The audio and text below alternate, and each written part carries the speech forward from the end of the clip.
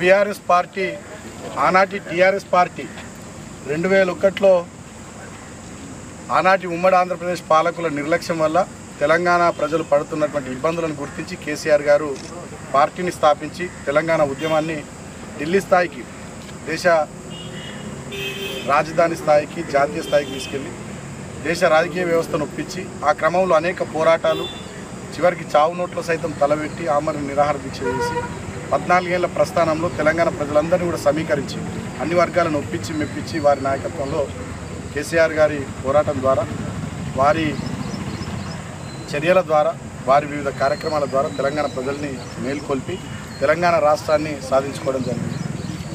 తెలంగాణ రాష్ట్ర సాధన కోసమే పుట్టినటువంటి ఈ పార్టీ రాష్ట్రాన్ని సాధించుకున్న తర్వాత 2 టర్ములు తెలంగాణ ప్రజల ఆశీర్వాదంతో తెలంగాణలో అధికారాన్ని కూడా సంపాదించి ఈ 2 టర్ములు దేశంలోనే అగ్రగామి రాష్ట్రంగా తెలంగాణను మేము తీర్చిదిద్దడం కేసీఆర్ గారి నాయకత్వంలో, అటు సంక్షేమంలో కానీ ఇటు అభివృద్ధిలో కానీ వివిధ రంగాల్లో బహుముఖంగా తెలంగాణను అద్భుతంగా అభివృద్ధి కూడా చేయడం జరిగింది.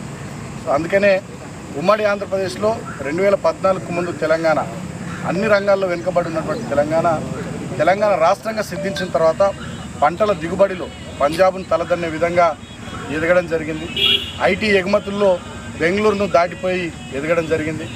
అదేవిధంగా ఏరోస్పేసు, defence, pharma, real estate, electronics, hardware తదితర రంగాల్లో దేశానికే తలమానికంగా తయారైంది.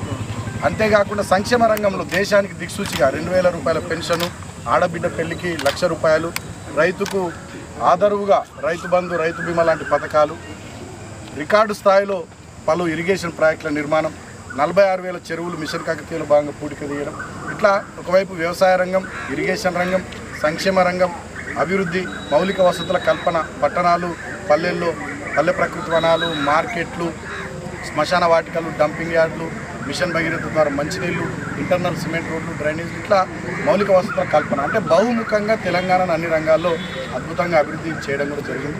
మేము తెచ్చిన SDF నిధులు, మేము తెచ్చిన CDP నిధులు, మేము తెచ్చిన DMFT నిధులు, వాటన్నిటిని మాడిఫై చేసి అప్పటి పనుల్ని క్యాన్సిల్ చేసి కొత్త పనులు లెక్క పెట్టి కొబ్బరికాయలు కొడుతున్నారు తప్ప ఇవాళ ఇదే చెన్నూరు నియోజకవర్గంలో చెన్నూరు రెవెన్యూ డివిజన్ చేయించిన గతంలో నేను దాన్ని రద్దు చేయించి అస్నాద్, పారిపల్లి కొత్త మండలాలు అవి రద్దయిపోయినాయి. అంతేకాకుండా బస్ డిపో చెన్నూరుకి తెచ్చినాం, అది రద్దయిపోయింది. 100 పడకల ఆసుపత్రి పని చెన్నూరులో నత్తనడక నడుస్తూ ఉంది. అదేవిధంగా ఇదే రామకృష్ణపూర్ మందమరికి కలిపి నేను 100 పడకల ఆసుపత్రి కావాలని ఆనాడు సీఎం గారికి ప్రపోజల్ పెట్టినాం.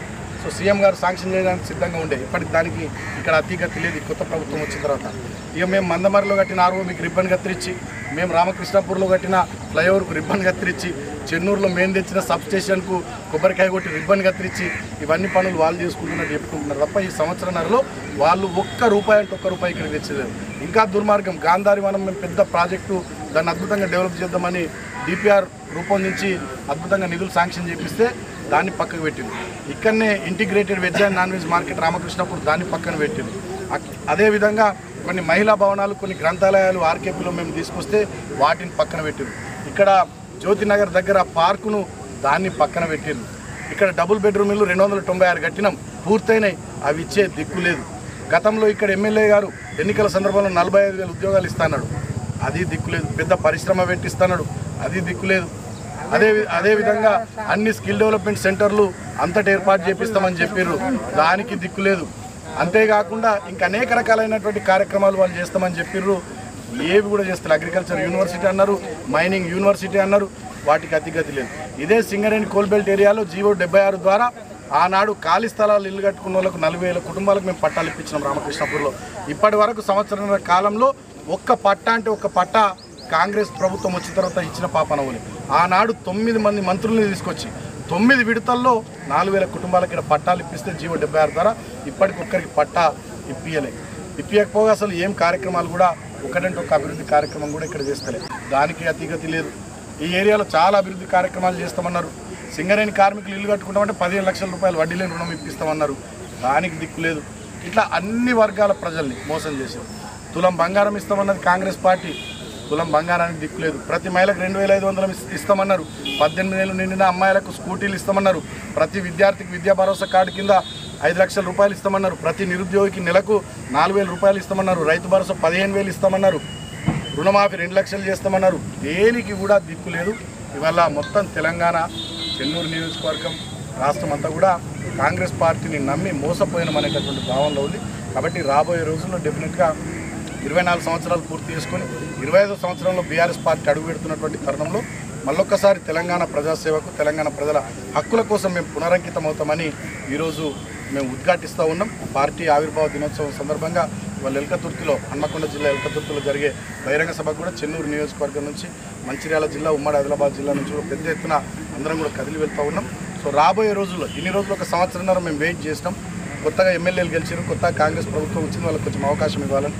రాబోయే రోజుల్లో ఖచ్చితంగా దశల వారీగా నియోజకవర్గంలో ప్రజా సమస్యల పరిష్కారం కోసం ఖచ్చితంగా ఆందోళన కార్యక్రమాలకు కూడా మేము శ్రీకారం చుడతాం. రాబోయే రోజుల్లో పార్టీ మెంబర్షిప్ ఉంటుంది, పార్టీ కమిటీలు ఏర్పాటు ఉంటుంది, పార్టీకి శిక్షణ తరగతులు ఉంటాయి. అన్ని రకాల కార్యక్రమాలతో డెఫినెట్గా ప్రజల్లోకి వెళ్తాం. ప్రజా హక్కుల కోసం, ఈ ప్రాంత అభివృద్ధి కోసం డెఫినెట్గా ఈ ప్రజల పక్షాన ఆనాడు ఎమ్మెల్యే గెలిస్తే అభివృద్ధి చేసిన, సంక్షేమం చేసి చూపెట్టాం. ఇలా ఎమ్మెల్యేగా ఓడిపోయినా కూడా ప్రధాన ప్రతిపక్షంగా మా బాధ్యత కాబట్టి కాంగ్రెస్ ప్రభుత్వం ఇచ్చిన హామీలు, ఎమ్మెల్యే ఇచ్చిన హామీలు వాళ్ళు నిలబెట్టుకునే దిశగా వాళ్ళ మీద ఒత్తిడి తీసుకురావడం ప్రధాన ప్రతిపక్షంగా మా బాధ్యత కాబట్టి రాబోయే రోజుల్లో ఆ పని కూడా చేస్తామని సందర్భంగా తెలియజేస్తూ, ఈ తరుణంలో రామకృష్ణాపూర్ మా పార్టీ సోదరులంతా కూడా పార్టీ ఆవిర్భావ దినోత్సవం సందర్భంగా ఇక్కడ జెండా ఆవిష్కరణ కార్యక్రమానికి నన్ను ఇన్వైట్ చేసినందుకు, కార్యక్రమాన్ని పెట్టినందుకు వారందరికీ హృదయపూర్వకంగా శుభాకాంక్షలు తెలియజేస్తూ, మరొకసారి బీఆర్ఎస్ పార్టీ శ్రేణులందరికీ రాష్ట్ర వ్యాప్తంగా ఇవాళ పార్టీ ఆవిర్భావ దినోత్సవం సందర్భంగా అందరికీ శుభాకాంక్షలు తెలియజేస్తూ, మరొకసారి తెలంగాణ ప్రాంతాన్ని కాపాడడానికి, తెలంగాణ రాష్ట్రాన్ని రక్షించడానికి, తెలంగాణ ప్రజల హక్కుల కోసం నిరంతరాయంగా తెలంగాణ ప్రజల గొంతుకగా, తెలంగాణ కోసమే పుట్టిన పార్టీగా ఈ గులాబీ దండు కంపల్సరీ కొట్లాడతాం, మీ పక్షాన నిలబడతామని తెలియజేస్తూ, జై తెలంగాణ, జై కేసీఆర్, జోహార్ తెలంగాణ మన వీరులకు.